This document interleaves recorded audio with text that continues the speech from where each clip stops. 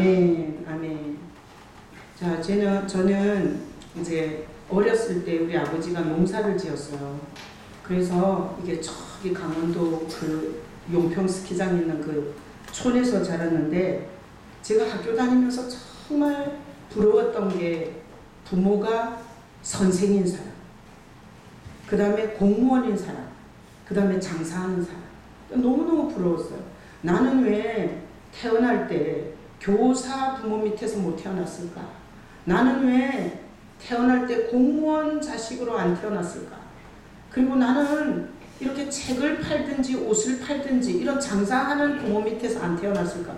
제가 농사꾼의 자식으로 태어난 것을 엄청 혐오했어요. 왜 그랬냐? 엄마 아버지가 농사 지으니까 이게 주말이면 항상 밭에 가서 같이 일해야 돼요. 그래갖고 타가지고 얼굴 때깔이 시꺼매 항상. 그리고 손이 곱지가 않아. 그죠? 안 곱죠? 어떤 분이 제가 강대상에서 이렇게 손을 갖고 이랬더니 목사님 손이 너무 이쁘대. 그래서 내가 속으로 생각했어요. 눈이 삐었나? 자, 제가 농사꾼의 자식으로 태어난 게 이게 얼굴 때깔이 달라. 공무원 자식하고 이게 선생 자식하고. 근데 얼굴은 항상 태양에 거슬러 있었고, 그리고 손도 거칠었어요. 왜? 그렇게 고생하면서 우리를 학교 보내주는데 어떻게 주말에 엄마 아버지 고생하는데 그 밭에 안 나갈 수가 있어요. 그래서 옥수수밭도 메고 콩밭도 메고 감자밭도 메고 이렇게 밥 메면서 살았어요. 그래갖고 내가 농사꾼의 딸이라는 게 아주 혐오스러웠는데, 제가 목회를 하면서 제가 이 아버지가 농사 짓는 걸 보고 자란 게 너무 감사하고, 하나님께서는 하나도 버릴 것이 없이 일하시는구나. 그래서 제가 예수 믿고 나서야 농사꾼 밑에서 나를 태어나게 하신 하나님께 감사하게 됐어요. 자, 왜 그래요? 오늘 본문에 뭔 얘기 나와요? 추수 얘기 나와요. 추수 얘기. 성경에는요 이렇게 자 보세요. 35절 다시 한번 우리 읽어볼까요? 오늘 본문. 너희는 넉 달이 지나야 추수할 때가 이르겠다 하지 아니하느냐? 그러나 나는 너희에게 이르노니 너희 눈을 들어 밭을 보라. 희어져 추수하게 되었도다.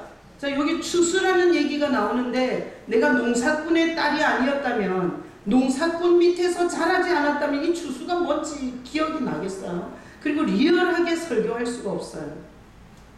그래서 내가 오늘 본문을 보면서 특별히 아버지가 농사꾼이었던 게 특별히 감사했던 한 주간이에요. 자, 오늘 본문에 보니까 추수 얘기가 나오잖아요. 그래서 그 본문에 이랬어요. 너희는 넉 달이 지나야 추수할 때가 이르겠다. 자, 추수는 때가 있어요, 없어요? 있어요. 언제 하는 거예요? 봄, 여름, 가을, 겨울 중에 언제 추수해요? 가을에 해요. 그렇다면 지금 넉 달이 지나야 추수한다 그랬는데, 우리나라는 보통 추수를 몇 월 달에 해요? 10월에 하나요? 뭐 곡식 종류에 따라서 뭐 지금 뭐 감자 캐는 데도 있지만, 흔히 추수는 언제 해요? 가을에 해요. 그래서 예수님이 이렇게 말하는 거예요. 넉 달이 지나야 추수하겠다 아니하느냐. 그랬으면 지금 우리가 보면 몇 월이에요? 6월이에요 지금. 그죠? 지금 몇 월인지도 모르시는 분 계세요? 자, 6월이죠. 그러면 10월에 추수한다 그러면 7월, 8월, 9월, 10월 4달 후에 추수하는 거죠. 자, 그래서 추수는 가을에 하는데, 예수님께서 지금 말씀을 하면서 너희들은 4달이 지나야 추수한다고 하는데, 이런 무슨 추수를 말하는 거예요? 계절적 추수. 계절, 가을 계절에 추수하는 걸 말하는 거예요. 자, 근데 그 뒤에다가 그러나, 이건 뒤집을 때 쓰는 거거든요. 앞에 뜻을 뒤집을 때 그러나를 쓰는 거예요. 자, 그러나 너희에게 이르노니 너희 눈을 들어 밭을 보라. 희어져 추수하게 되었도다. 그러니까 너네들은 계절 추수를 4달이 지나야 한다 그러는데, 지금 밭을 봐라. 희어져 추수하게 됐다 이러니, 예수님께서 지금 말하는 추수는 가을에만 하는 거예요? 수시로 하는 거예요? 수시로 하는 거예요. 계절이 없다는 거야. 지금도 밭을 보래. 희어져 추수하게 됐대. 그러니까 자, 육신으로 들으면 아유, 난 그래서 성경이 안 믿어져. 아니, 추수는 가을에 하는 거지 뭐 시도 때도 없이 추수한다고 그래요. 이래가지고 성경을 막 욕하고 대적하고 이러면 아니 되옵니다. 자, 여기에는 깊은 하나님의 메시지가 있기 때문에 제가 이 본문을 가지고 여러분에게 설교를 이 한 절 35절을 가지고 설교할 때 여러분들은 이 설교를 통해서 교훈을 받으셔야 돼요. 교훈은 가르침이에요. 내가 몰랐던 거 그것을 뭔가 가르치는 메시지를 들어야 돼요. 그리고 이 설교를 통해서 여러분 책망을 받으셔야 돼요. 자, 책망을 받지 못하면 바로 지옥으로 직행하는 거예요. 자, 그래서 책망도 받으셔야 돼요. 그리고 위로도 받아야 돼요. 자, 그래서 지난 가족 예배 공가예요. 하나님이 우리에게 메시지 할 때 큰 세 개의 카테고리가 있어요.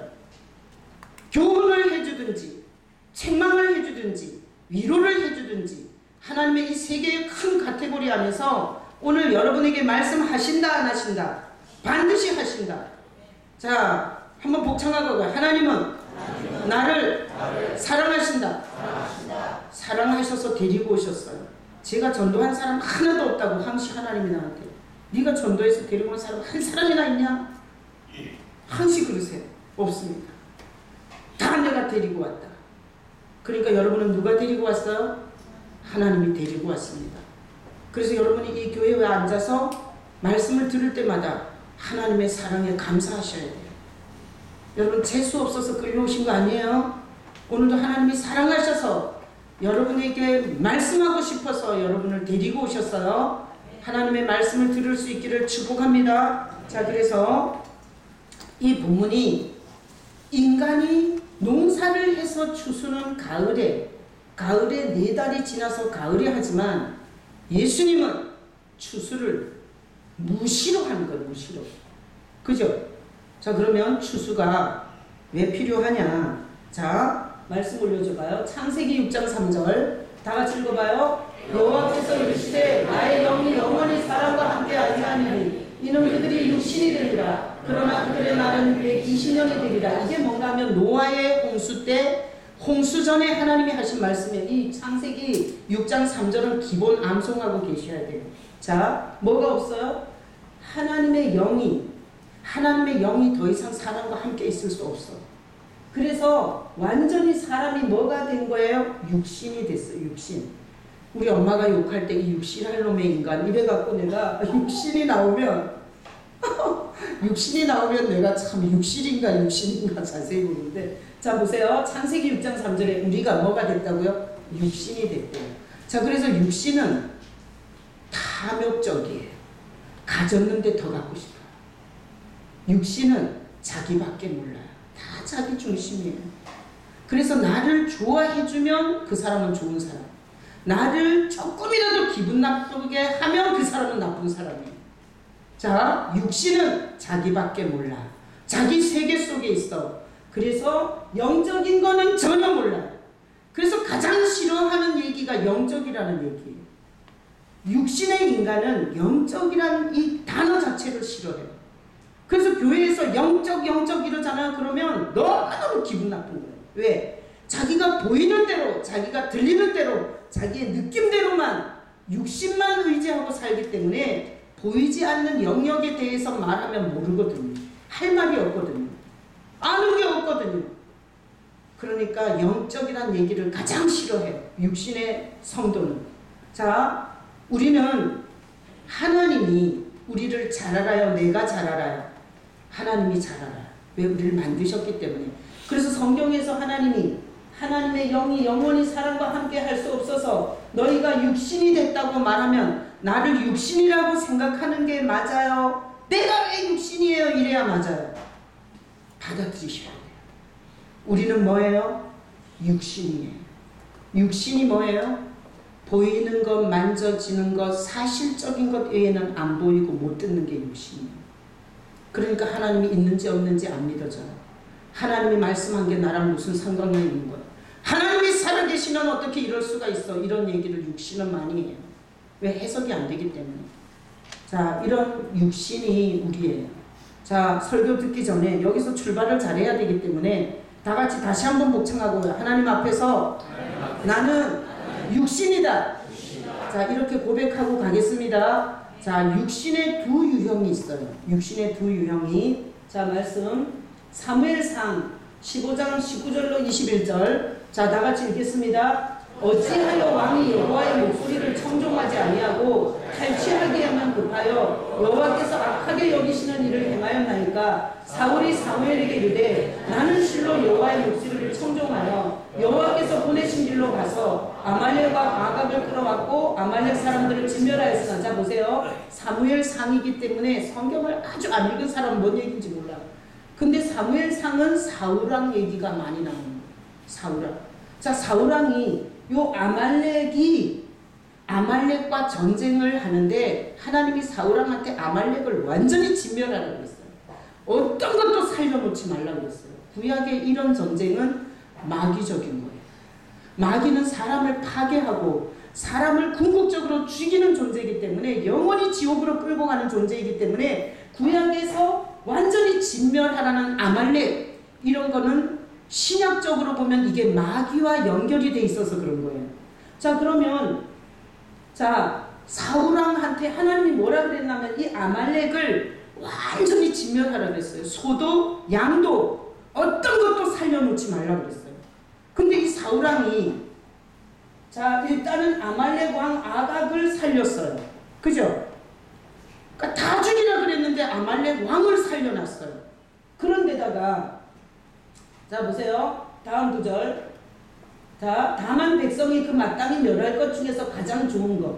그러니까 아말렉하고 전쟁에서 이겼는데 가장 좋은 거, 소 중에서 가장 좋은 거, 양 중에서 가장 좋은 거, 자기가 볼 때 가장 좋은 것을 다 살렸어요.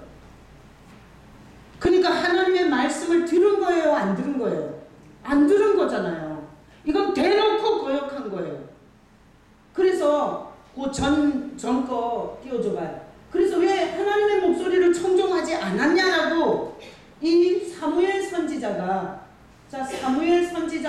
사울왕한테 지적을 했어요. 자, 사무엘이 한 거예요? 하나님이 한 거예요? 하나님이 한 거예요. 하나님이 사무엘을 통해서 네가 왜 다 진멸하라 그랬는데 네가 하나님의 소리를 듣지를 않았냐? 이렇게 했더니 이 사무엘에게 이 사울왕이 자기는 들었다는 거예요. 자기는 목소리를 들었다는 거예요. 하나님이 시키는 대로 했다는 거예요. 그러면서 다음 구절 아까 읽은 건데 사무엘상에 보면 가장 좋은 것으로 뭐 하려고? 여호와께 제사하려고. 그러니까 난 목소리를 들었다는 거야. 그러면서 하나님한테 제사하려고 좋은 거 살려놨다는 거야. 이런 거를 뭐라 그러나 하면 변명, 핑계, 합리화라고 해요. 자, 분명히 왕도 살리고 좋은 것도 다 살렸는데 하나님은 분명히 다 죽이라 그랬어요. 근데 이렇게 살려놓고 하나님한테 제사하려고 살렸어요. 이렇게 하는 건 잘못했다고 인정하는 거예요, 안 하는 거예요? 잘못했다고 인정 안 하는 거예요. 미꾸라지처럼 지가 잘했다고 변명질을 하는 거예요. 합리화를 시키는 거예요. 하나님 앞에 핑계를 대는 거예요. 자, 이 왕은 이런 식으로 하다가 자기도 전쟁터에서 죽고 자기 아들도 전쟁터에서 다 죽어요. 얼마나 끔찍한 최후를 맞는지 몰라요. 자, 육신의 하나의 유형이에요. 또 하나의 육신의 유형. 사무엘하 12장 10절로 13절 읽겠습니다. 이제 네가 나를 업신여기고 햇사람 우리아의 아내를 빼앗아 내 아내로 삼았은즉 칼이 내 집에서 영원토록 떠나지 아니하리라 하셨고 여호와께서 또 이와 같이 이르시기를 보라 내가 너와 네 집에 재앙을 내리키고 내가 내 눈앞에서 내 아내를 빼앗아 이웃들에게 주리니. 이게 뭔가 하면 이 사무엘하는 다윗왕 얘기예요. 성경 좀 읽으세요. 사무엘상은 어느 왕? 사울왕. 사무엘하는 어느 왕? 다윗왕. 이제는 안수집사 뽑을 때 이제 성경 공부 좀 이렇게 시험 좀 봐가지고 보여요. 자, 다윗왕 얘기인데 이 다윗왕은요, 아까 사울왕은 이거잖아요. 아말렉하고 전쟁하다가 왕을 살리고 그리고 소랑 좋은 양을 살린 죄를 진 거예요. 근데 이 다윗왕은 뭐 했냐면 햇사람 우리아라는 사람 아내가 너무 이쁘고 마음에 들어갔고 그 우리아를 전쟁터 가장 최전선에다 세워서 죽여버렸어요. 그리고 그 아내하고 성관계를 해서 애까지 임신시켰어요. 이런 죄를 지은 게 왕의 이름이 뭐라고요? 다윗왕이에요. 이 다윗왕이 지금 누가 왔나 하면 이제 선지자가 와서 네가 왜 햇사람 우리아의 아내를 빼앗았냐 이렇게 하나님이 지적을 하는 거예요. 다음 구절 자 읽어봐요. 그 사람들이 내 아내들과 더불어 백주에 동침하리라. 너는 은밀히 행하였으나 나는 온 이스라엘 앞에서 백주의 일을 행하리라 하셨나이다 하니 다윗이 나단에게 이르되 내가 여호와께 죄를 범하였노라 하며 나단이 다윗에게 말하되 여호와께서 당신의 죄를 사하셨나니 당신은 죽지 아니하려니와. 자 이거는 자 사울왕의 죄는 가벼운 죄죠. 뭐 동물 몇 마리 살린 거고 그리고 아말렉 왕 살린 거예요. 근데 이 다윗왕의 죄는 남의 아내를 뺏었고 그리고 불륜의 자식을 낳고 그리고 남자를 죽였어요. 이런 끔찍한 죄를 지었어요. 그래서 사울왕에게 갔던 선지자는 사무엘 선지자예요. 이 다윗왕에게 온 선지자는 누구예요? 나단이에요. 자 다윗이 나단에게 뭐라 그래요? 내가 여호와께 죄를 범하였노라. 이걸 뭐라 그래요? 회개라고 하죠. 회개. 그러니까 아까 사울왕은 별거 안 짓고 핑계를 대고 변명을 하고 빠져나갈 노력을 했고 다윗왕은 흉악한 죄를 짓고 뭘 하는 거예요? 회개를 해요. 이렇게 다윗왕이 이렇게 용서받을 수 없는 우리 이런 사람 교회 다니면 이거 끌어내야 되는 거 아니에요? 이렇게 계획적이고 이렇게 잔인한 죄를 지은 다윗왕은 이거는 하나님 나라에서 퇴출을 시켜야 돼요. 근데 뭐라 그러냐면 다윗이 회개를 해요. 내가 여호와께 죄를 범하였노라. 이렇게 했더니 이 나단 선지자를 통해서 하나님이 다윗에게 말해요. 당신의 죄를 사하겠다. 그리고 당신은 죽지 않을 거다.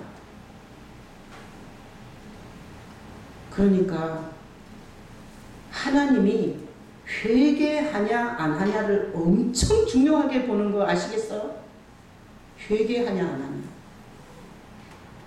자 그래서 우리는 이렇게 생각해요. 저 사람이 작은 죄를 졌냐 큰 죄를 졌냐. 저 사람이 진짜 나쁜 놈이냐 좋은 놈이냐 이렇게 보는데 하나님은 그 사람이 회개를 하냐 안 하냐를 엄청 중요하게 보는 거예요. 그래서 자기가 잘못했다고 고백하지 않았던 사울왕은 전쟁터에서 가장 비참하게 죽었고요.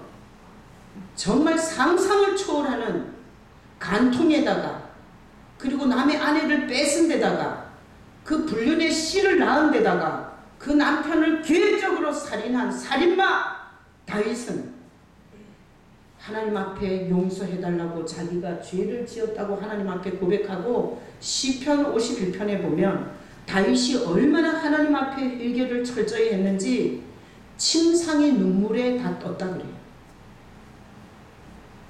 이거 한마디 찍 한 거예요? 내가 여호와께 범죄하였나이다 이런 거예요? 아니에요. 성경을 전체를 보면 다윗이 하나님의 죄의 지적을 받았을 때 정말 하나님 앞에 진심으로 회개했어요. 그랬더니 하나님이 살인죄, 간통죄, 그리고 불륜의 씨까지 다 하나님께서 용서해 주셨어요. 자, 그래서 육신은 두 종류의 인간이 있어요. 회개하는 인간이 있고 끊임없이 변명하고 자기 발뺌을 하고 합리화시키고 도망치는 인간이 있어요. 자, 하나님 앞에서 자기를 정당화시키고 자기가 뭔 잘못을 했냐, 내가 왜 죄인이냐, 하나님이 살아계시면 이따위로 하냐, 이런 사람은 사울처럼 영원한 죽음을 피할 수가 없어요. 그러나 육신 중에 하나님의 지적이 왔을 때 회개하는 자는 다윗이 이런 짓거리를 하고도 왕을 끝까지 해먹었어요. 그리고 죽을 때 이렇게 고백했어요. 나는 돋는 해 같았다.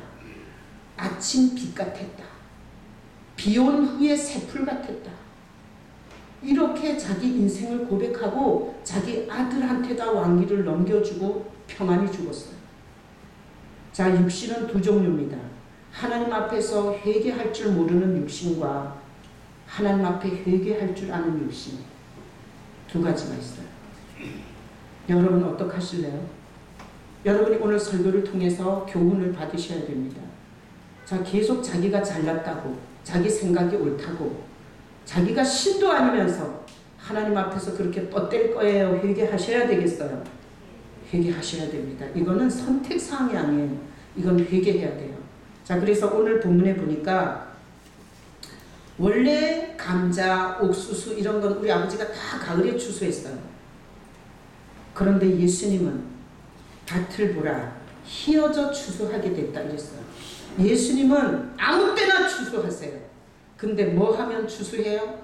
희어지면 추수해요. 그래서 예수님은 우리 죄인의 마음에 오셔서 우리가 어떤 죄인인지를 가르쳐줘요. 그래서 자기 죄가 드러나는 인간은 뭐 해요? 회개합니다. 희어지는 거예요. 회개는 희어지는 거예요.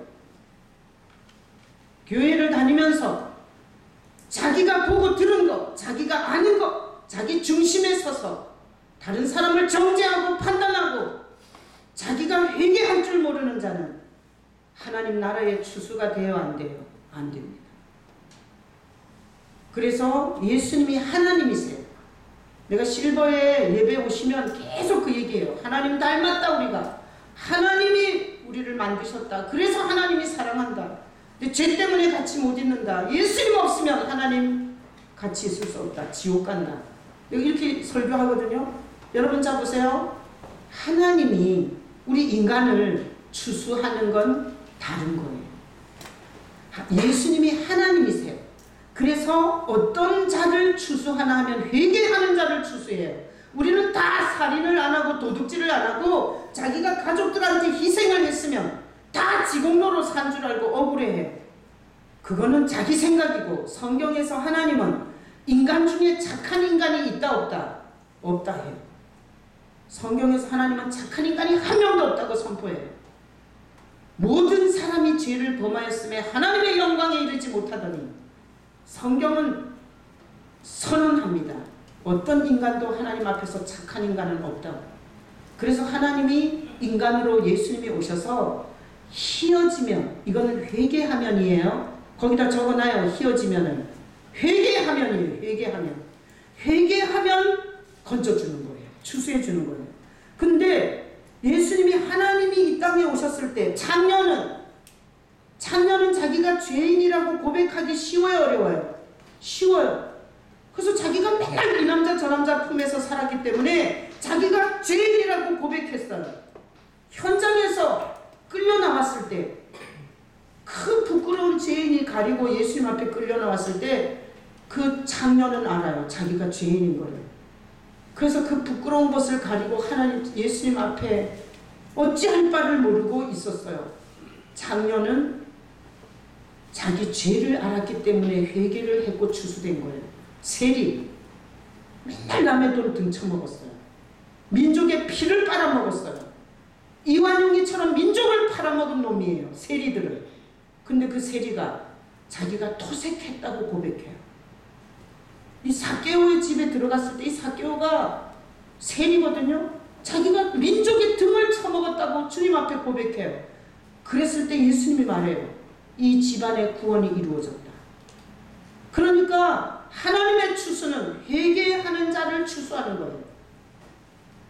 근데 종교 지도자들은 11조를 바쳤습니다. 주일을 빼먹은 적이 없습니다. 내가 어렸을 때부터 교회 다녔습니다. 이러면서 회개하지 않았어요. 그러면서 이랬어요. 손을 번쩍 들고 하나님 아버지, 나는 저 더러운 장녀처럼만 살았습니다. 하나님 아버지, 나는 저 세리처럼 도둑질을 하지 않았습니다. 나는 잘못한 게 없습니다. 이랬던 종교 지도자들과 그리고 그 시대에 자기를 깨끗하다고 죄가 없다고 생각했던 이 무리들은 주님께서 추수하지 않았어요. 그래서 예수님을 정리하면 이래요. 예수님은 뭐 하러 오신 거예요? 영혼을 지옥 가는 데서 추수하려고 오신 하나님이세요.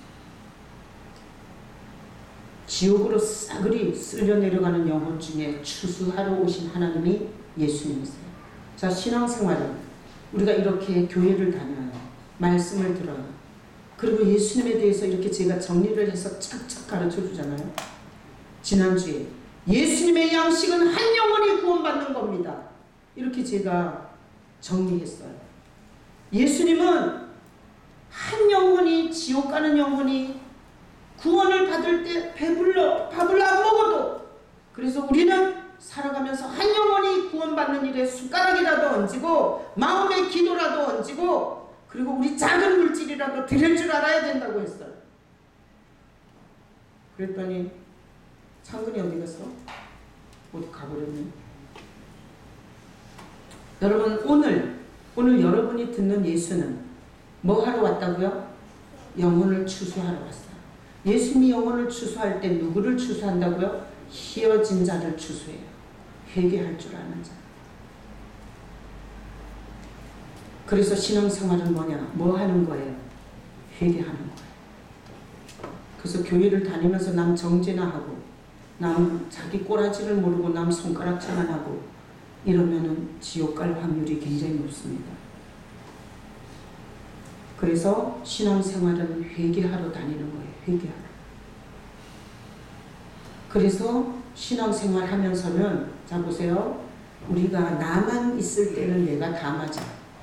그리고 자기 생각이 다 오라. 그래가지고 남을 막 정죄를 해요. 그러니까 지옥이 되잖아요. 근데 자 보세요. 내가 있어, 내가. 근데다 예수님이 이렇게 들어오시는 거예요. 우리 마음에. 그럼 예수님이 이렇게 오시면, 예수님이 오신 사람의 특징은 뭔가 하면 죄를 가르쳐줘요. 예수님이 오시면 우리 죄가 뭔지를 가르쳐줘요. 그래서 예수님은 오셔서 회개 사역을 하세요. 회개 사역. 그래서 교회를 오래 다녔고 무슨 뭐 직분이 목사다 이렇게 자랑질을 하면서 회개할 줄 모르는 자는 예수가 없는 가짜예요. 아시겠어요? 예수님이 오시면 전에 전혀 자기가 뭔 죄를 짓고 있는지 몰랐는데 예수님이 오시면 죄를 드러내줘요. 그래서 내가 죄인인 걸 알게 하고, 그리고 내가 얼마나 이기적이고 탐욕적이고 자기중심적으로 남을 정죄하면서 일생을 가족을 괴롭히고 자식들을 두드려 패고 이렇게 살았는지를 가르쳐줘요. 자, 이렇게 예수님의 주된 사역은 죄를 드러내주는 사역이에요. 그러면 신앙생활을 하잖아요. 그러면 예전에 하지 않았던 회개들이 굉장히 많이 되는 거예요. 그래서 이런 사람은 가짜예요. 교회 안 다닐 때도 쏙 남욕만 했어요. 그러니까 교회 와서도 계속 남욕만 해. 그러면 이 사람은 추수할 수 없어요. 왜? 희어지는 게 아니기 때문에. 희어지는 건 씻어지는 거예요. 희어지는 건 깨끗해지는 거예요. 자, 그래서 오늘 제가 이렇게 설교를 준비할 때 하나의 드라마처럼 준비를 해요. 그래서 오늘 이게 희어져 추수한다는 주보에 희어지면 추수한다 이렇게 제목을 썼기 때문에 제가 찬양을 이렇게 불렀어요. 나 행한 것 죄뿐이니 주 예수께 비옵기는 나의 말과 나의 마음을 깨끗하게 하옵소서. 물 가지고 날 씻든지 불 가지고 태우든지 내 안과 밖 다 닦으사 내 모든 죄 멸하소서. 여러분, 이 찬양 4절까지 했어요. 우리는 씻어질 존재, 씻어져야 되는 존재. 뭘로 씻어요? 예수님의 십자가의 보혈만이 우리를 씻을 수 있어요. 그래서 지난주 설교 때 예수님의 동영상을 보여줬어요. 여러분들이 주일 예배에 와서 예수 우리 왕이여 이럴 때 반드시 그 십자가에 쓰러졌을 때 또 십자가를 붙잡고, 그리고 그 못이 박혀야 하는 그 십자가에서 막 이렇게 살라고 도망치는 게 아니라 그 십자가에 오르려고 그 몸부림을 치며 다 찢기고 사는 예수님이 십자가로 그렇게 가려고 애쓰는 그 장면이 예배하는 여러분에게 생각나셔야 돼요. 그래야 진정한 예배를 드리는 겁니다. 난 다음 주부터, 이번 주에 놓치신 분이 있다면 다음 주 우리가 여기 1부 예배, 2부 예배 오시는 모든 분들이 예수님이 우리 죄의 저주를 가져가시려고 얼마나 그 저주를 가져가시려고 몸부림쳤는지 그 장면을 기억하면서 예수 우리 왕이여 우리가 예배하면 하나님 이 중에 진노나 저주를 퍼볼 사람이 한 명도 없는 거예요. 우리 교회가 그런 예배가 드려질 수 있기를 축복합니다. 네. 그래서 자 보세요. 하나님이 우리가 다 육신이 됐어요. 그래서 탐욕과 이기심과 다 쓰지도 못할 돈을 더 벌고 더 많은 쾌락과 더 많은 소유에 미쳐 돌아가는 우리를 주님께서 살리시려고 하나님이 인간의 몸을 입고 오셨어요. 그래서 조건은 하나밖에 없어요. 네가 술 먹었냐? 네가 바람 폈냐? 네가 도둑질을 했냐? 네가 사기를 쳤냐? 이게 문제가 아니고 회개하냐? 요것만 보는 거예요. 회개하냐? 하나님 앞에서 회개하냐? 그래서 예수님이 말한 거예요. 눈을 들어 밭을 봐라. 휘어져 추수하게 되었다. 이거는 장녀들이 회개하는 거예요. 세리들이 회개하는 거예요. 그러니까 나는 지금도 추수한다. 하나님의 나라는 회개한 자는 추수한다. 이렇게 주님께서 말한 거예요. 내가 우리 아버지가 추수할 때 항상 옥수수를 심잖아요. 그러면 옥수수를 삶아 먹을 옥수수는 손톱을 찔러봐서 물이 칙 나올 때 따야 돼요. 삶아 먹을 옥수수. 근데 씨앗을 하고 그리고 아버지가 저장할 옥수수는 손톱을 찔러봐갖고 물이 나오면 안 돼요. 그래서 우리 아버지는 농사꾼으로서 옥수수를 추수할 조건이 뭔지를 아셨어요. 씨앗할 추수는 손톱이 안 들어가야 돼요. 눌러봐서 딱딱해야 돼요. 감자도 추수할 때 이게 선이가 내리기 전에 빨리 추수를 해야 돼요. 그러니까 추수의 때를 알았어요. 제가 오늘 이 본문을 보면서 농부는 절대 추수의 조건이 뭔지를 알아요. 자, 오늘 이 본문에서 하나님의 추수는 회개하는 자를 추수하는 거예요. 회개하는 자. 우리는 다 도토리 키재기처럼 네가 착하냐 내가 착하냐 이 싸움을 해요. 하나님이 볼 때는 재래식 화장실에서 구더기들이 서로 올라타고 짓밟는 거나 다를 게 없는 거예요. 다 거기서 거기에. 그래서 복 중에 최고의 복은 자기의 더러움이 보이는 자예요. 자기의 추악함이 보이는 자예요. 자기의 탐욕과 아까 사울왕이 그러죠. 네가 왜 탐하냐. 이게 탐심은 이게 너무너무 무서운 결과를 갖고 와요. 자, 그래서 이렇게 추수는 회개하는 자를 하는데, 자 보세요. 샘플이 있어요. 다음 구절 누가복음 23장 39절로 43절 읽어봐요.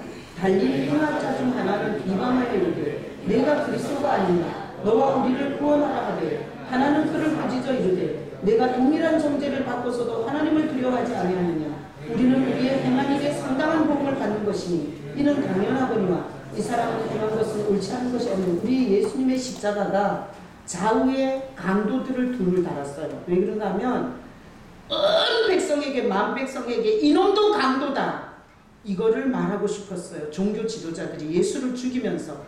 그래서 양쪽에 강도들을 둘을 달았어요. 그래서 예수도 싸잡아서 강도 취급을 하고 싶었어요. 이게 사악한 인간의 하나님을 향하는 태도예요. 그래서 이 두 강도가 예수님의 좌우편에 달렸는데, 자, 한 강도는 이렇게 예수님을 비방해요. 야, 네가 그리스도잖아. 너 병도 고치고 그리고 저기 소경도 눈 띄고 이랬는데 우리 구원 좀 해봐. 이랬어요. 이 한 놈 강도가 그랬어요. 야, 비방했어, 비방. 회개가 있어요, 없어요? 없어요. 근데 한 강도는 이래요.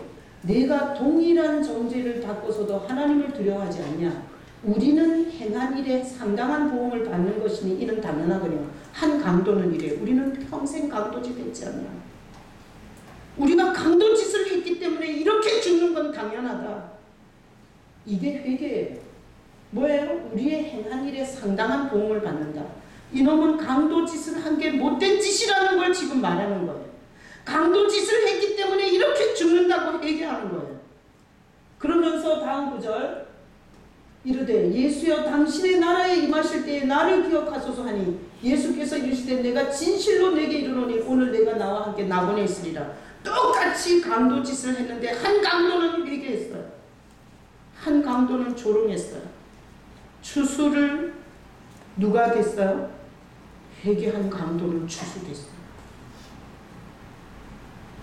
자, 사울왕과 다윗왕 중에 죄의 경중을 따진다면 사울왕이 훨씬 가벼운 죄예요. 근데 하나님은 다윗왕을 추수했어요.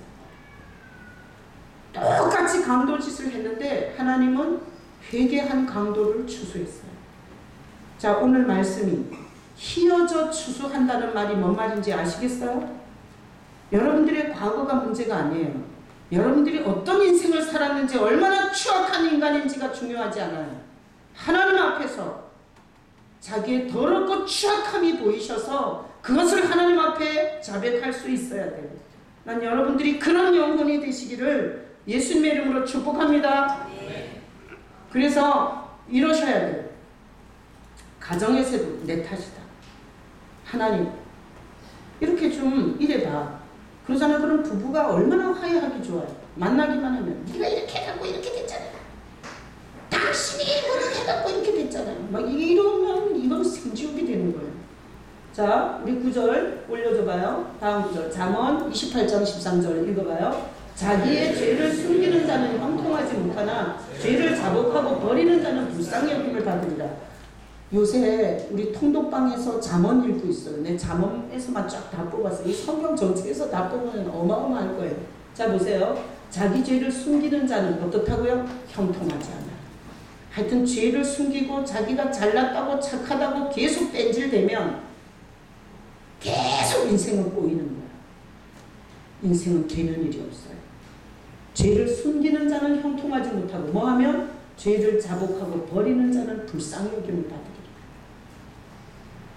그러니까 어떤 인간이 착해서 인생이 잘 되는 게 아니고요. 어떤 인간이 못돼 처먹어서 인생이 꼬이는 게 아니라 하나님 앞에서 다 죄인인데, 다 흉악한 죄에 빠져 있는데 자기가 옳다고 계속 사울왕처럼 변명질을 하고 자기가 무슨 잘못을 했냐고 이렇게 하나님 앞에 대들면 하나님은 모든 일을 다 꽉버리는 거예요. 형통하지 못할 것입니다. 자기 죄를 자복하는 자는 긍휼히 여김을 받으리라. 그래서 다윗왕은 살인죄에다가 간통죄에다가 불륜의 씨까지 이런 흉악한 죄를 짓고도 사울왕은 하나님의 불쌍히 여김을 받았어요. 뭐 해서? 회개했어요. 그래서 이런 거예요. 여러분 자식을 한번 생각해봐요. 자식을. 자, 희준 집사님이 영광이하고 시원이하고 아들이 둘이에요. 근데 예를 들어서 나중에 이렇게 대학생이 컸어. 그래갖고 이제 돈이 필요한 거야. 그래서 희준 집사님한테 와갖고 아버지 돈 내놔요. 돈 내놔. 그거 죽으면 다 내 거 될 거 아니에요? 지금 내놓으라고요. 이러면 희준 집사님 줄 거예요? 지나가는 거지를 줄 거예요? 어? 이렇게 부모 거야. 지가 받아가는 입장에서 이렇게 날강도처럼 덤비잖아요. 그러면 나 같으면 지나가는 거지죠. 안 준다고.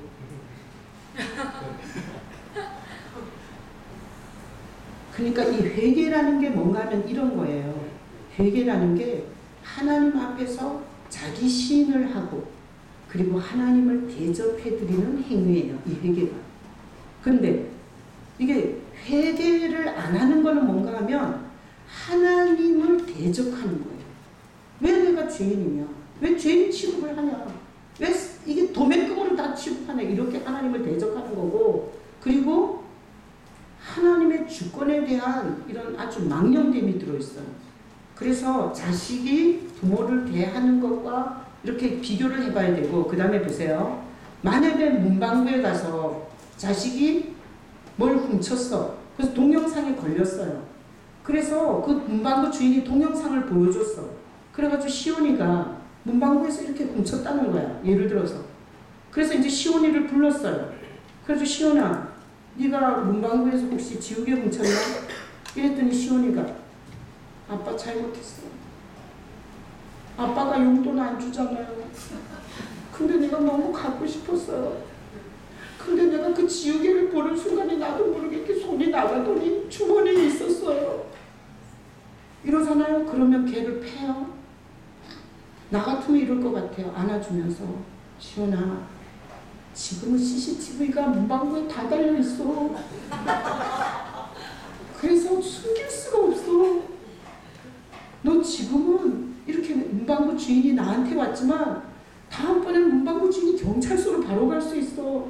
그러니까 시온아, 아빠한테 솔직히 말 잘했어. 용서해 줄 테니까 이제는 그러지 마. 이런다고요. 안 그래요? 근데 동영상으로 다 찍혀갖고 다 봤어. 근데 시온이를 불렀어. 시온아, 너 지우개 훔쳤어? 아니요. 무슨 말씀이세요? 저는 학교 갔다 태권도 갔다가 바이올린 하고 그대로 왔는데요? 근데 문방구 주인이 너가 지우개 훔쳤다고 동영상 보여주던데? 나랑 똑같은 옷을 입었는지 모르잖아요. 키도 딱 너던데? 생긴 것도 너던데? 아니에요. 우리 학교에 나 닮은 애가 10명이나 돼요. 이러면 그 자리에서 패 죽여야 돼요. 아주 죽이진 않지만 하여튼 죽을 만큼 패야 돼요. 안 그래요? 아니, 회개가 뭔 뜻인지 하나님 앞에서 어떤 의미가 있는지를 지금 설교하는 거예요. 어떻게든지 여러분이 휘어져 추수한다는 말이 뭔 말인지를 알아들어야 돼요. 자, 그래서 이 숨기는 게 좋겠어요? 자복하는 게 좋겠어요? 자복하는 게 좋겠죠? 그래서 뭐 여기 교회에서 막 떠들어대지 마요. 예수님 앞에서 자복하라고요. 그렇게 사시다가 주님 앞에 추수될 수 있기를 축복합니다. 네. 자, 다음 구절. 잠언 21장 4절이에요. 읽어봐요. 눈이 높은 것과 마음이 교만한 것과 악인이 형통한 것은 다 죄이다. 우리는 보통 죄가 살인인 줄 알아요. 죄가 뭐 바람피고 뭐 주먹질하는 건 줄 알아요. 성경에서 잠언에서 다 뽑은 거야. 죄가 뭐냐? 눈이 높은 거야. 눈이 높은 거. 그러고 맨날 이게 눈이 높아가지고 아우 나는 어떻게 아구정동 타오페니스에 가서 못 살지? 이러면 감사는 하나도 안 되고 다 원망밖에 안 돼요. 자, 눈이 높은 게 죄예요. 마음이 교만한 게 죄예요. 마음이 교만하다는 건 뭔가 하면 예수가 있는 거예요? 없는 거예요? 없어. 다 나 중심으로 내 생각대로 생각하고 판단하는 게 교만이에요. 하나님을 끌어내리고 자기가 그 자리에 앉아있는 거예요. 자, 그 다음에 악인이 형통한 거. 순 사기쳤어요. 그래서 성공했어요. 죄예요. 자, 사기쳐서 성공한 것을 부러워하지 마시기를 축복합니다. 이거는 죄예요. 반드시 하나님 앞에 다뤄져요. 그래서 예를 들어서 이번에 선거했잖아요. 선거했는데 만약에 예를 들어서 어떤 사람이 아주 완전히 불법적으로 해가지고 당선이 됐어요. 이거는 뭐죠? 죄예요. 죄. 지금 당선돼갖고 기분 좋을 일이 아니야. 하나님 앞에서는 죄예요. 그래서 우리는 정치를 갖고 열받으면 안 돼요. 내가 교정선교회 이렇게 같이 선교하시는 분이 극보수 뭔지 알죠? 나도 극보수. 그분이 이렇게 했어요. 자기 이번 선거를 보면서 자기 자살해 죽고 싶대요. 여러분, 여기 민주당은 막 살만 나잖아. 근데 극보수는 지금 속상해요. 이게 패가 갈라지면 우리나라는 망해요? 성공해요? 망합니다. 보수와 진보는 적당하게 자기 선을 지켜야지 정치 색깔이 너무 짙으면 안 돼요. 그래서 그 사람 자살해 죽고 싶다는 거야. 그래서 나도 극보수야. 내 정치 노선 밝혀요. 나 극보수예요. 근데 내가 이렇게 말해줬어요. 하나님이 뭘 가지고 못하냐고. 지금 극보수에서는 뭔가 하면 북한이 우리를 또 속여 처먹을 거라고 지금 열받아 있잖아요. 하나님은 그 위에서 일하세요. 자, 여기 있어요. 악인이 형통한 것은 반드시 하나님이 다루게 돼 있어요. 왜 자기 손으로 심판을 하려고 해서 지가 지옥이 되냐고. 그래갖고 이 극보수들이 요새 뭐 살맛이 안 나는데 밥맛도 안 나고. 그거는 마귀한테 놀아나는 거예요. 성경에 죄가 뭐냐? 눈이 높은 거, 마음이 교만한 거, 악인이 잘 되는 거, 죄예요. 그래서 우리는 악한 방법으로 성공하지 말아야 돼요. 자, 다음 구절. 잠언 19장 29절 읽어봐요. 심판은 교만한 자를 위하여 예비된 것이요 채찍은 어리석은 자의 등을 위하여 예비된 것이라. 자, 이렇게 수단과 방법을 가리지 않고 악한 방법으로 형통하게 성공하면 돼요? 아니에요. 그 뒤에 심판이 있고 채찍이 있어요. 누가? 하나님이 때리는. 하나님이 두드려 패는 심판과 채찍이 있어요. 이게 무서운 거예요. 그래서 우리는 야당도 되지 말고 여당도 되지 말고 뭔 당이 돼야 돼요? 예수당이 돼야 돼요. 뭐 야당이고 여당이고 싸움질하고 그냥 가족 예배하다가 정치 얘기해갖고 시험 들어가지고 안 한다 그러고 있어. 내가 도대체 목회를 하기가 힘들어. 교회에서는 정치 얘기하지 마요. 야당이든 여당이든 진보든 극보수든 말하지 마요. 나는 극보수라고. 자, 그래서 정치판이 어떻게 돌아가든 트럼프가 어쩌든 문재인이가 어쩌든 김정은이가 어쨌든 거기에 열받지 마시고 하나님은 반드시 공평하게 심판과 채찍을 내리시는 분이십니다. 그러니까 여러분의 인생의 소망을 어디다 걸어야 돼요? 예수님께 거시기를 축복합니다. 괜히 정치에 열받아가지고 지옥 가지 말고 그래가지고 자살해 죽으면 어떡해. 그래서 내가 그 사람한테 얘기했어요. 아니 하나님을 그렇게 쪼잔하게 하나님이 트럼프 밑에 있어요? 하나님이 김정은이 밑에 있냐고. 하나님이 문재인이 밑에 있어요? 하나님이 뭐 박근혜 밑에 있어요? 하나님은 그 모든 걸 갖고 멋진 작품을 이룰 수 있는 하나님이세요. 난 우리 교회는 이제부터 진보고 극보수고 말하지 말고 무슨 당이에요? 예수당이라고 말하시기를 축복합니다. 자, 그래서 여러분이 이렇게 보셔야 돼요. 주변에 사기를 쳐갖고 막 부자가 됐어. 그러면 이 구절을 생각하셔야 돼요. 심판은 거만한 자를 위하여 예비된 것이요 채찍은 어리석은 자의 등을 위하여. 네가 그렇게 못된 짓거리를 해서 그렇게 돈을 많이 벌고 나를 개떡으로 알고 너 언젠간 하나님 앞에 죽게 맞는다. 이러면서 좀 이렇게 여유를 가져요. 믿는 거는 좀 달라야 되잖아요. 안 믿는 사람들이 당 가지고 싸우는 거지. 아니 믿는 사람은 그 모든 당 위에 당 예수 당을 이렇게 고수하셔야지. 자, 그래서 예수님은 누구를 추수한다고요? 회개하는 자를 추수해요. 여러분이 이거는 아니야, 이 방법은 틀렸어, 이럴 때 뭐 하시면 돼요? 회개하시면 돼요. 여러분이 혹시 가족한테 너무했어, 이런 마음이 들거든 뭐 하시면 돼요? 하나님 앞에 내가 잘못했다고 회개하시면 돼요. 할 수만 있다면 그 가족에게 여보 미안해 이렇게 말하면 천국 돼요. 그거를 계속 사울왕처럼 병명질하면 가정이 지옥되는 거예요.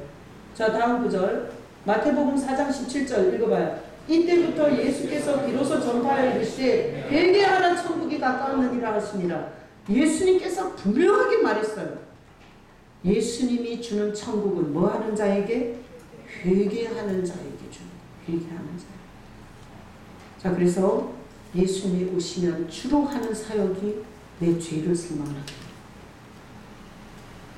그리고 그 죄를 회개하게. 그래서 사람들이 착각하는 거예요. 무당한테 비는 것처럼, 저런 귀신 같은 종교한테 비는 것처럼 열나 빌어서 많이 얻으면 은혜를 받는 줄 알아요. 아니, 하나님께서 사랑하는 자는 예수님이 오셔서 죄를 생각나게, 그리고 그 죄를 토설하게, 자백하게. 그래서 제가 예전에 우리 분당에서 살던 집을 팔아가지고 여기 영통에다 땅을 사서 건축을 하려고 했어요. 근데 여기서 땅은 계약을 했는데 분당 집이 안 팔렸어요. 내가 이 얘기는 여러 번 했는데 안 들은 사람이 있으니까 또 하는 걸, 이거 너무 좋은 케이스예요. 인생이 확 막혔어요. 복음을 전하겠다고, 예수님을 소개하겠다고 이렇게 정신적으로 좋고 가치면에서 좋은데 막혔어요. 그래서 내가 주님 앞에 왜 내 길을 막냐고 물어봤어요. 왜 내 길을 막냐고. 내가 주님께서 예수 그리스도가 기초가 되고 예수 그리스도가 몸이 되는 교회를 세울 비전을 주셔서 내가 이 일을 하는데 왜 이 일을 막냐고 했어요. 그랬더니 주님이 죄를 생각나게 하시더라고요. 네가 수많은 공수표를 나한테 썼다. 네가 성령 충만하면 뭐 키보드도 해놓겠다, 피아노도 해놓겠다. 그런 공수표를 많이 쓰고 너는 거기에 대해서 잘못을 인정한 적이 없다. 그럼 나는 작정 막 충만하면 막 작정을 해. 그래도 피아노 해놓을게요. 그 다음에 의자 다 바꿀게요. 막 이렇게 해놓고 난 그냥 까먹었어요. 그 죄를 생각나게 하더라고요. 그래서 제가 주님 앞에 얘기했어요. 주님, 내가 하나님 앞에 약속하고 지키지 못한 죄를 용서해 주세요. 그리고 나서 3일 만인가 집이 팔리더라고요. 지금 미국 금리가 오르니까 자, 주식 투자하지 마요. 부동산도 힘들어 위험해요. 어떻게 추락할지 몰라요. 지금 30, 40대 실업자가 최고로 많다 그래요. 근데 오늘 아침 뉴스에 보니까 이건 그냥 덤으로 서비스로 하는 거예요. 예수 얘기 말고. 미국에서 금리 인상을 한 번만 할 줄 알았는데 이번에 또 했어요. 그러니까 외국인 투자자들이 1조 7천억이 빠져나갔대요. 어제 한 날. 우리나라 같은 나라는 한 방에 바람이 불면 완전 다 휴지될 수 있어요. 그러니까 예수당이 되셔서 예수님 붙잡고 천국 갈 생각이나 하셔. 자, 우리가 이렇게 예수님 앞에서 자꾸 이렇게 우리 위험한 짓을 많이 해요. 근데 주님께서 거기서 건져줘요. 우리 장로님과 내가 개척할 때 있던 돈을 주식에다 투자해갖고 이렇게 좋은 일을 하는데 하나님이 안 도와주겠냐. 아니 교회 짓겠다고 목회하겠다고 이것보다 더 좋은 일이 어디 있어요. 그래서 주식에다 투자했다가 완전 IMF 터질 거 아니에요. 우리가 투자하자마자. 그래서 완전히 휴지 될 뻔했는데 회개했어요. 주님 용서해 주세요. 그리고 회개했는데 잠깐 본전이 딱 회복되는 시간에 팔아가지고 손해를 안 보시게 하더라고요. 난 회개가 하늘문을 연다는 것을 정말 많이 경험했어요. 여러분 회개할 줄 아는 여러분 되시길 축복합니다. 네. 내가 우리 장로님하고 이렇게 같이 살잖아요. 여러분 정죄를 같이 사는 사람한테 제일 많이 해요. 부부끼리 정죄를 가장 많이 해요. 그래서 저도 우리 장로님하고 살면서 엄청 정죄를 많이 해요. 그래서 이 장로님이 아침에 이렇게 막 같이 둘이 앉아서 밥을 먹는데 밥을 많이 드시잖아요. 맛있게 드시잖아요. 그러니까 반찬이 여기 막 묻은 거야. 어? 그래가지고 내가 아유 입 좀 닦아요 입 좀. 이랬더니 우리 장로님이 앞에 앉아서 먹다가 나한테 이러는 거예요. 연구처럼 얼굴에 뭐가 붙었대 내 얼굴에. 그리고 보니 나는 장로님만 보이잖아요. 그러니까 입에 막 김치국물 묻은 게 보였던 거예요. 그래서 내가 입 좀 닦아요 입 좀. 이랬더니 우리 장로님이 보니 내 얼굴에 김치국물 정도가 아니라 뭐가 이런 게 이렇게 붙어 있었던 거예요. 그래가지고 우리 장로님이 연구 같다거든요. 연구처럼 뭘 붙였대. 그래가지고 내가 오늘 아침에 따끈따끈하게 회개했어요. 그 순간에 주님 남의 얼굴은 잘 보고 내 얼굴은 못 보는 죄인입니다. 용서해 주시옵소서. 남의 눈에 티를 가지고 얼마나 난도질을 하고 내 눈에 들보를 못 보는 죄인입니다. 내가 따끈따끈하게 오늘 회개한 거 사례를 말씀드렸어요. 여러분 회개는 하나님 나라에 추수된다는 증거예요. 정죄를 많이 하고 자기가 뭔 잘못을 했는지. 그러니까 내가 그 짓을 하는 걸 주님께서 나한테 뭐 하나 붙여놓고 가르쳐 주신 거야. 니나 잘하라. 니 꼴이나 잘 보라. 그래서 내가 오늘 엄청 은혜 받았어. 저 추수 받기 쉬워요 어려워요? 되게 쉽지 않아요? 이렇게 남편을 통해서 깨닫고 그리고 내가 남의 지적질하는 거 내 아침에 깨달아서 주님 앞에 회개했다고요. 그러니까 추수될 확률이 있지 않아요? 여러분이 지금 회개를 못 하잖아요. 그러면 가장 끔찍한 인생이 돼요. 그래서 혹시나 물질적으로 막힐 때, 환경이 막힐 때, 그리고 참새 한 마리도 거저 떨어지는 법이 없는데 자꾸 이렇게 가족이 아파. 그럼 한번 좀 이렇게 주님 앞에 물어봐. 왜 이렇게 아프냐? 그러면 제가 경험해 본 바로는 물질을 잘못 썼을 때 병원에다 많이 갖다 주더라고요. 물질을 잘못 썼어요. 병원에다 엄청 갖다 줘요. 그리고 마음이 막 이렇게 괴로움을 많이 당해요. 근데 그때 저는 예수님이 1번이 아니었어요. 세상 잘 먹고 잘 사는 게 너무 중요했어요. 내 동창보다 더 잘 살아야 되겠고, 내 친구보다 더 좋은 옷을 입어야 되고, 그리고 내 주변 사람보다 더 좋은 집에서 살아야 하는 목표가 있었어요. 그때 저는 참 많이 시달렸어요. 건강으로도 시달리고, 그리고 정신도 시달리고, 온 천지가 다 시달렸어요. 그러다가 지금은 다 필요 없어. 좋은 집이 뭐 밥 먹여주냐? 응? 좋은 옷 입으면 뭐 인격이 올라가냐? 응? 뭐 좋은 차 타면 뭐 수준이 올라가? 다 필요 없어. 내 죄를 생각나게 해주시는 주님이 나를 다른 사람을 정죄하면 지옥이에요. 여러분, 이 정부를 정죄하고 대통령을 정죄하고 이 정치인들을 정죄하기 시작하잖아요. 자기 영혼만 비참해져요. 근데 자기 죄를 보고 하나님 앞에서 자기의 부족함을 회개하기 시작하잖아요. 천국이 돼요. 아내한테 여보 미안해. 이 말이 얼마나 잘 나오겠어요. 내가 부족해서 그래. 내가 더 잘할게.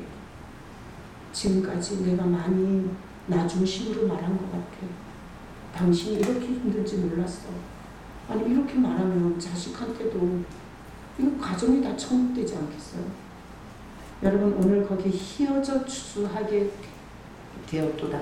이 말을 난 우리 사랑하는 성도들이 평생 가슴에 간직했으면 좋겠어요. 그리고 난 여러분들 뺏겨 먹을 생각 없고요. 여기 이 많은 교회 중에 여러분이 이 교회에 와서 꼭 하나님 나라에 추수됐으면 좋겠어요. 하나님 나라에 추수됐으면 좋겠어요. 거기서 하나님의 외면을 받으면 얼마나 불쌍해요. 대통령을 해먹으면 뭐 하겠어요. 국회의원을 해먹고 삼성 회장이 되어갖고 수천 조의 돈을 가지고 뭐 하겠냐고.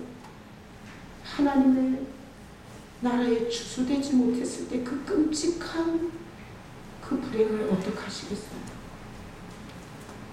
여러분, 날마다 신앙생활 하면서 희어지시는 여러분 되시길 예수님의 이름으로 축복합니다. 아멘.